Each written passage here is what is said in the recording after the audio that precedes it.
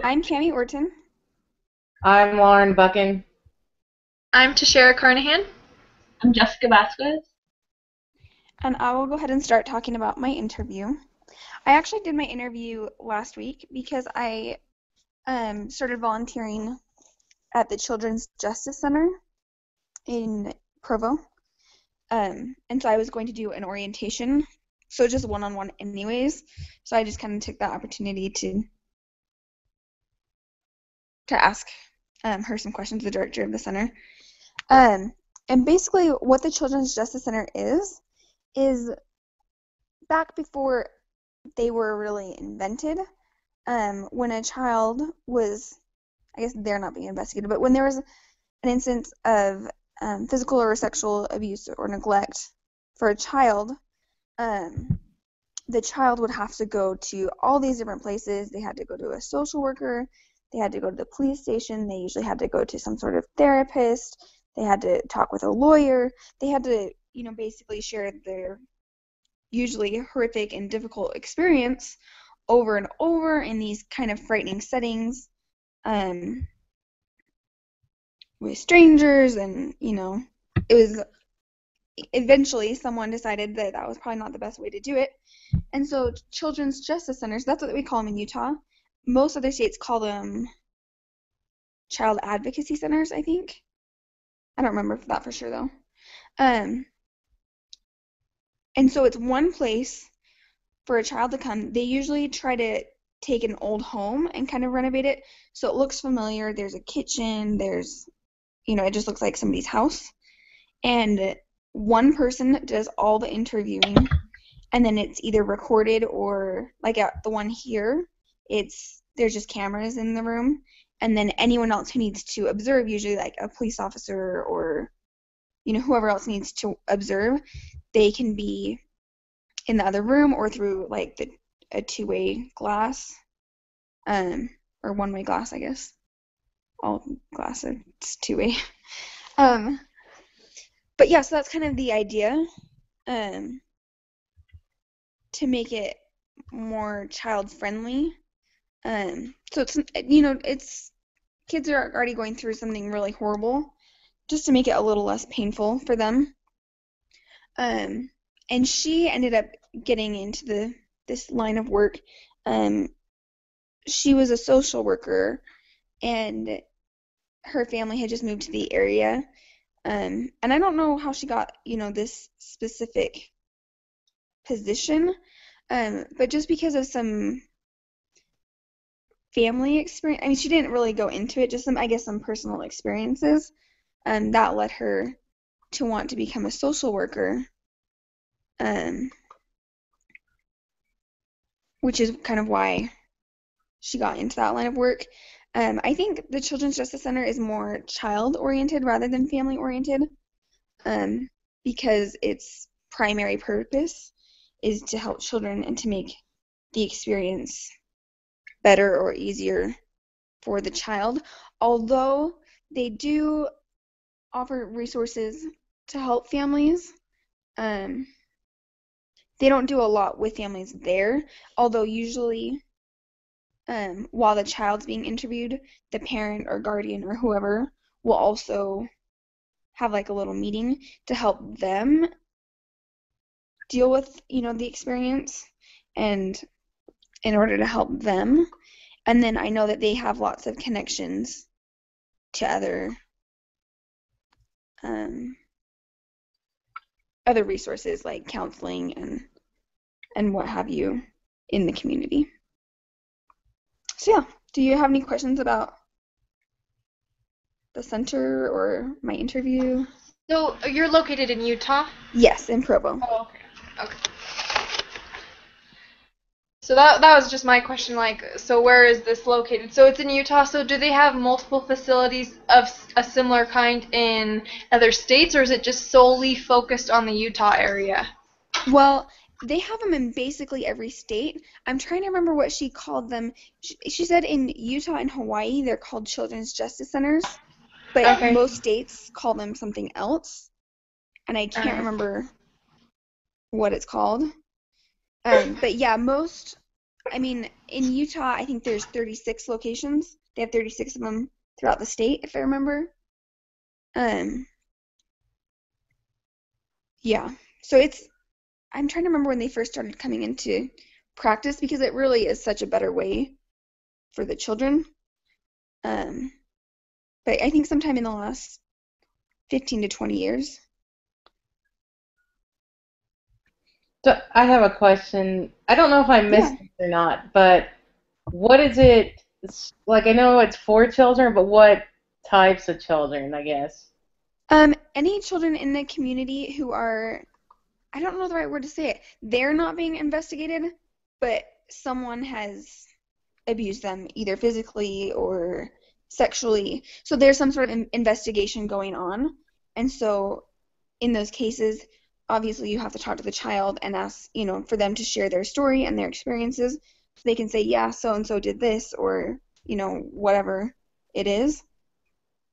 But that's usually really difficult for children to share, often because in abuse circumstances, children have been told, you better not tell anyone or you better keep it a secret. So, So it's strictly about if they're abused or neglected because yes, they're trying to interview them and figure it out. exactly. Okay. And Yeah. what ages does it like mainly serve? Like what range?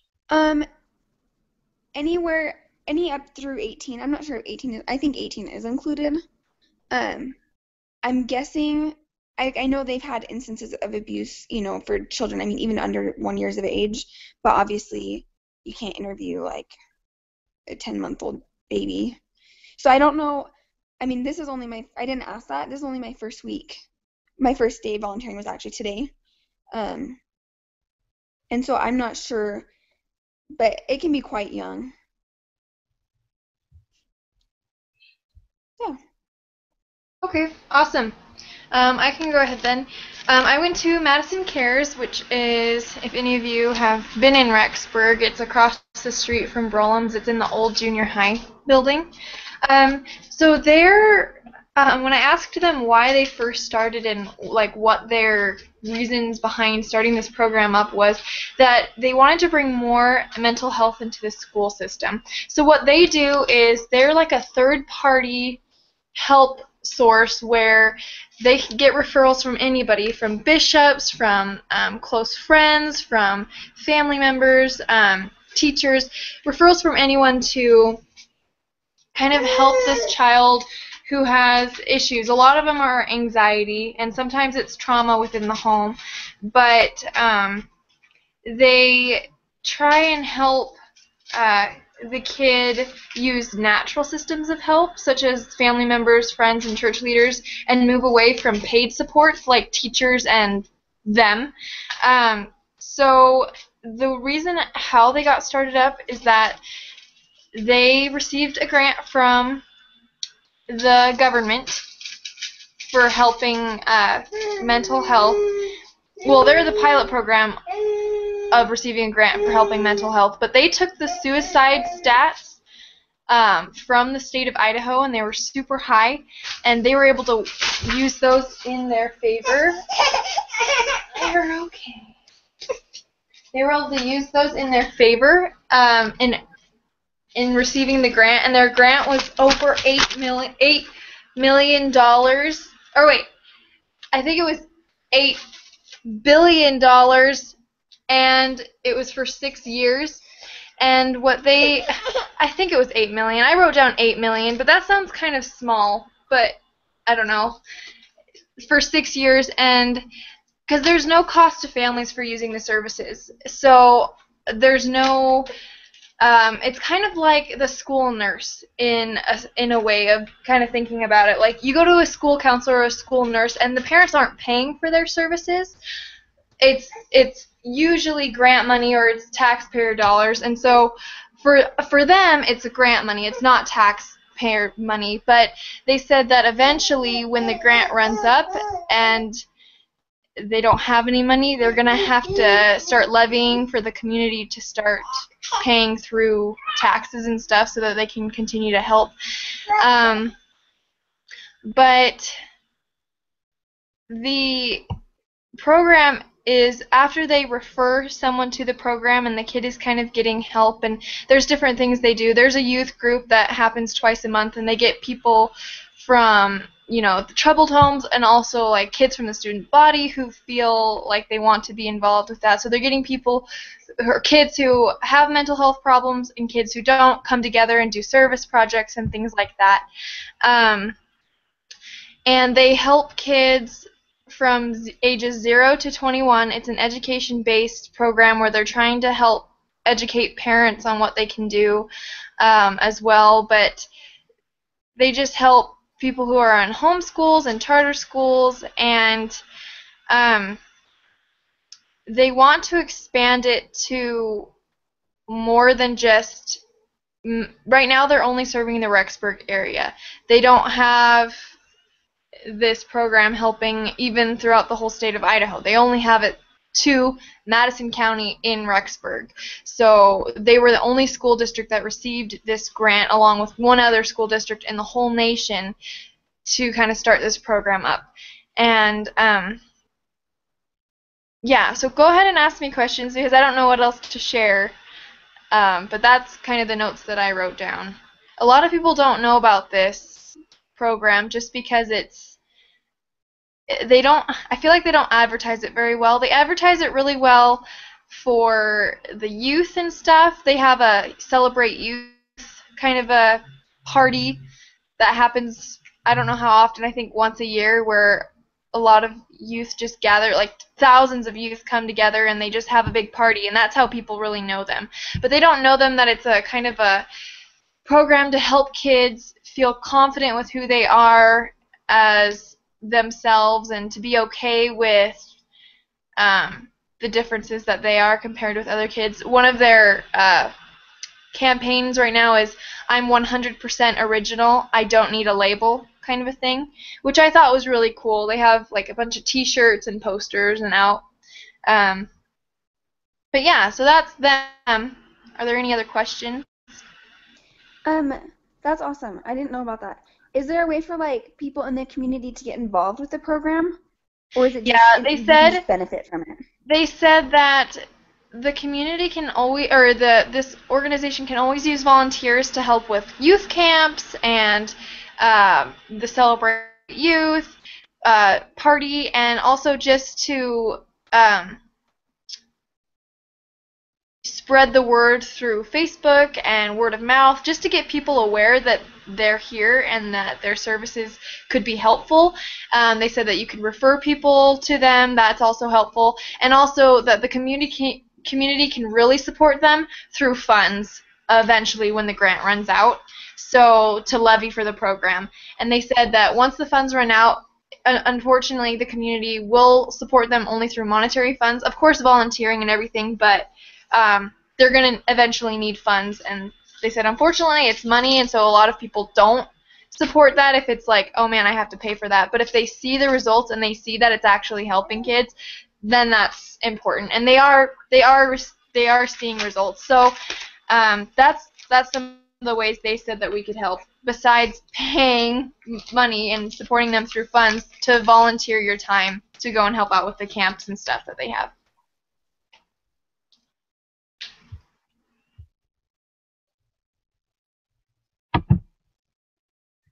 So can I go? Yeah, I don't know. Are there any other questions? Nope, that was it. I That was know. All right. Okay, so for me, I decided to go to the Boys and Girls Club of Northern Westchester, which is in New York, and it's right like 5 minutes away from me, so that was easy to do.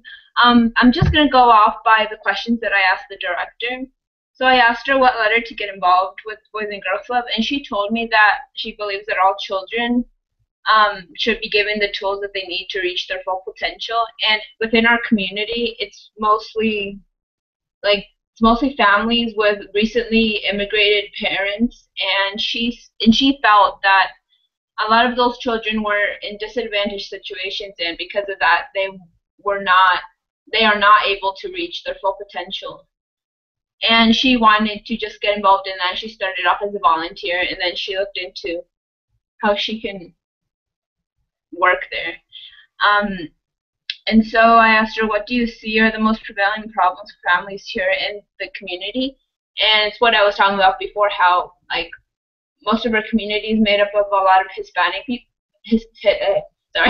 A lot of Hispanic people, and how most of the parents are recently immigrated, and so those parents usually have poor-paying jobs, and most of them are not able to provide for their families as they should. And most of them work long hours, and the children usually go unsupervised, and that can lead to a lot of bad choices such as delinquency and violence. And the Boys and Girls Club offers those children a space where they could go and learn different skills, and where they are given the tools to actually start to reach their full potential. How does the organization help children and families locally? Well, the organization has a lot of different programs for the children, such as leadership and character building, education and career development, health and life skills, a lot of social and arts, sports, fitness, and recreation. They have a pool. They have a lot of things. It's basically like a club for children where they can learn different things. And during the school year, they function usually after school, and they also during the summer, like right now, they started summer programs for the children that want to go there. And mainly, most of their children that go there are they're usually eligible for free or restricted lunch at schools, and they receive a lot of financial aid. And so, like she said, those programs, they help those children develop their own potential and to develop different leadership skills that can help them get out of like that background that they are born in, so that way their background doesn't define them, and they could become a contributing member to society. And I asked her if she felt if her organization was more child or family focused, and she said that it's mostly child focused as they're trying to empower the child, but as they're trying to empower the child, it reflects off to the family, and the child influences their family. So in the end, it turns into more family focused. So it starts off child and goes off to family. And so I asked her 2 questions. I asked her have you encountered working with homeless children and families? And she said that not as much, but they do offer help, and they do direct families to agencies and programs that can assist them in securing a home or providing different kinds of resources for living, such as clothes and food. And then my second question, I asked her about child abuse. I asked her what their policy is on it, and then she just basically said what we learned about in the text, that by law they're required to report any suspected cases of child abuse. And she also said that since they work closely with the children, it's more easier for them to see through observations any changes in appearances of the child or behavioral changes. And that's how they, through observation, and then they just report any suspected cases. Yeah.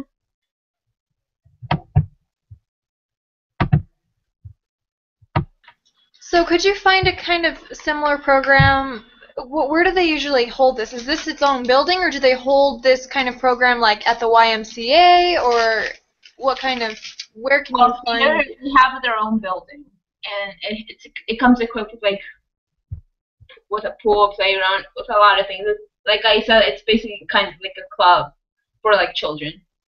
I know the Boys and Girls Club in Provo has their own facility as well. Yeah, it's located all over the country.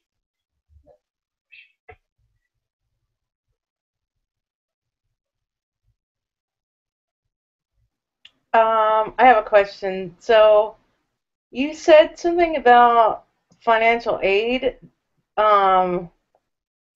Did you say that the families have to pay for it, or is it something that they can go to and not have to worry about paying?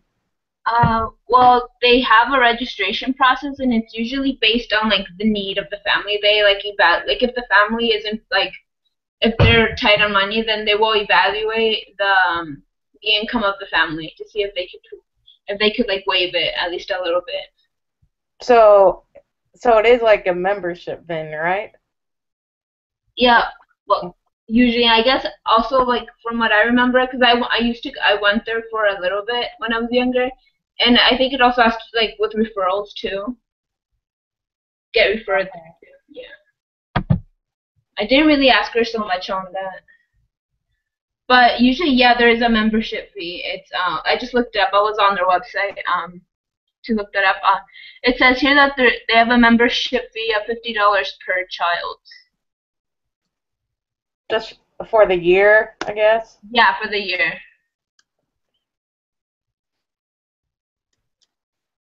That's a pretty good price. I'll That have to say. That's great. And like I said, the price could be waived if the family needs it. So is it like? It sounds like it's like a mix, like of like how the YMCA offers stuff, and like childcare put together. I don't know. But how old? How old? Can the children be? 6 months to 18 years old. Okay.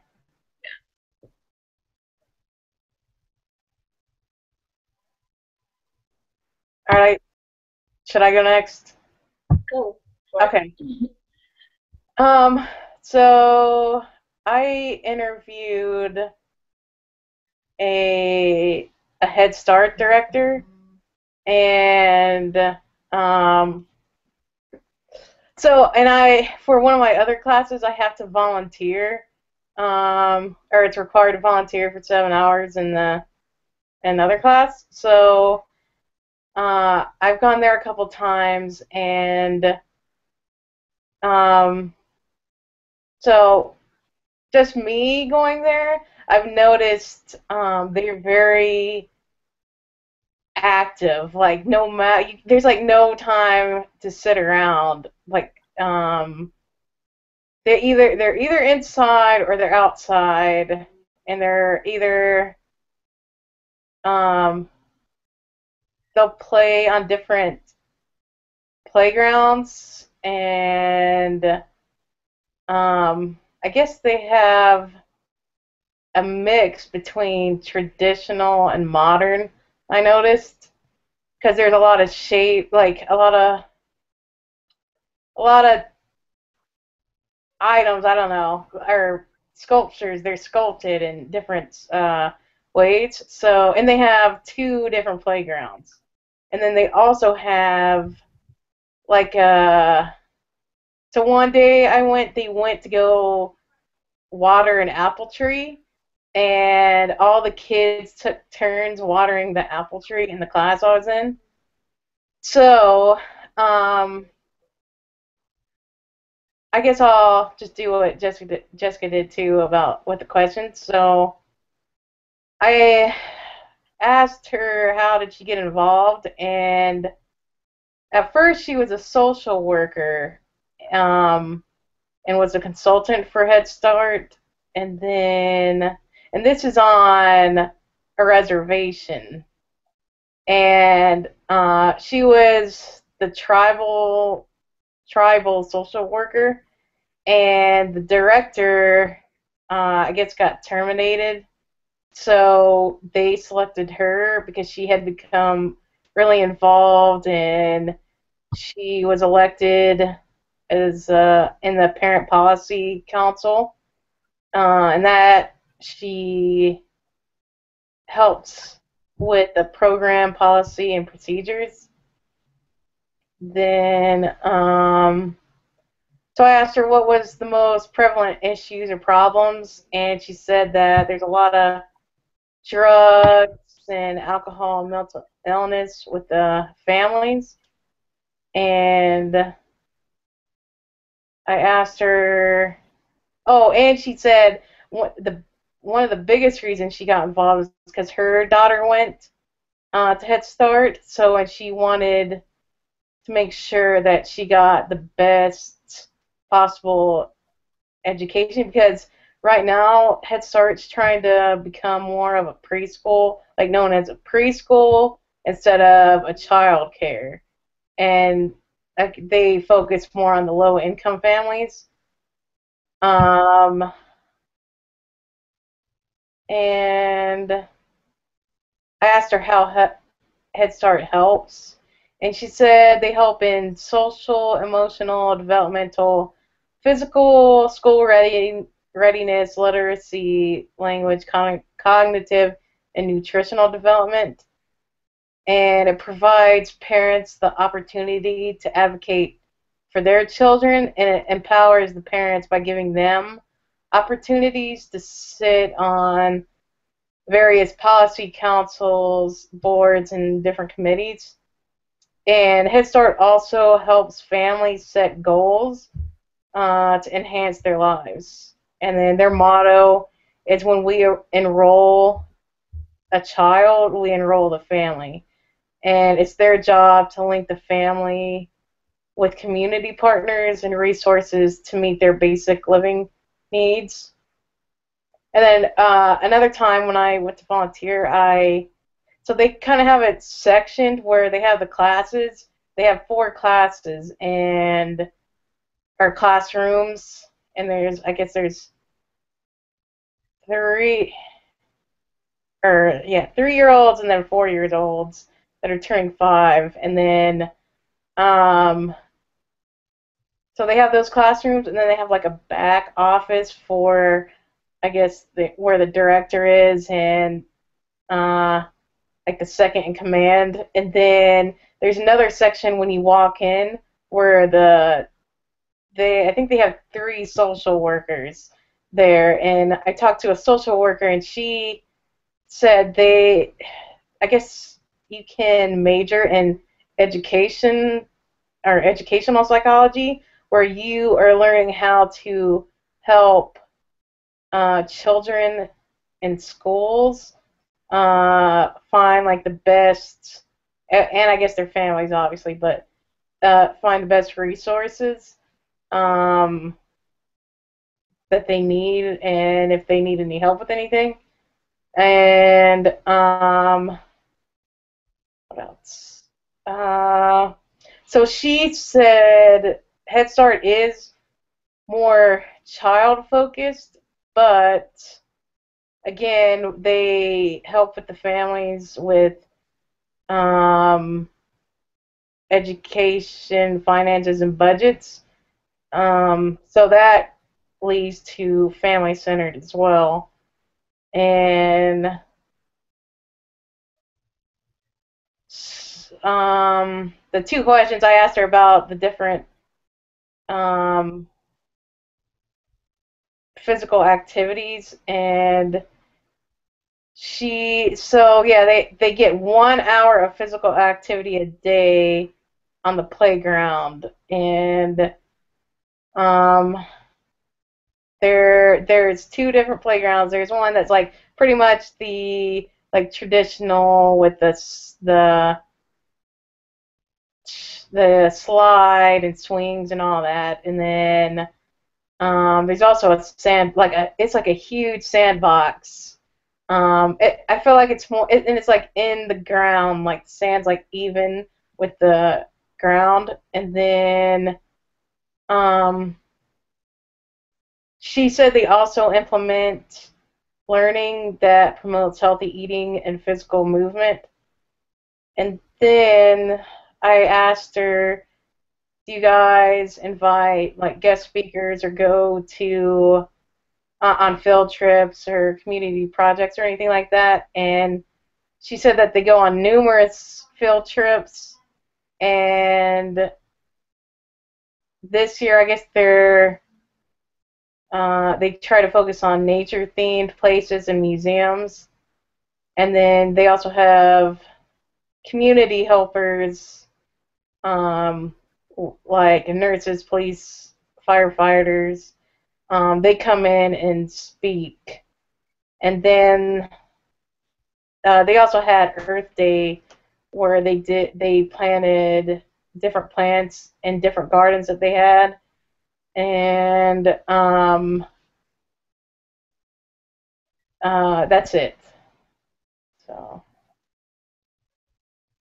What were the times that the program would run, like on a typical day?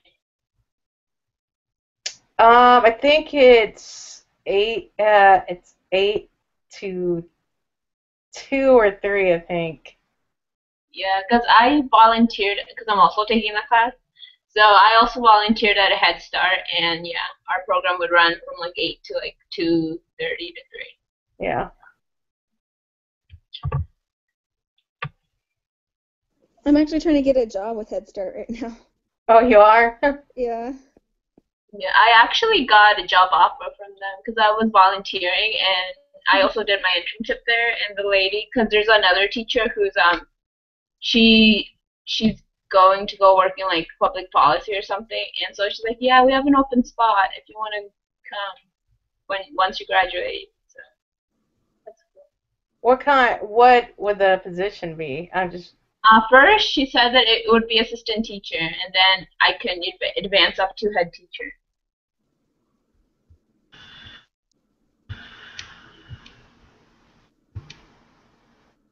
Pretty cool. Okay.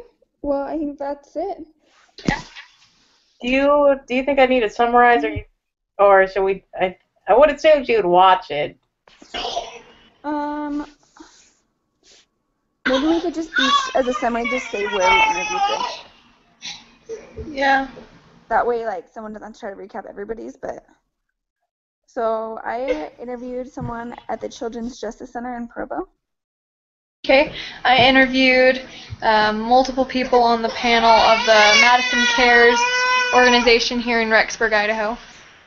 I interviewed a director in the Boys and Girls Club of Northern Westchester.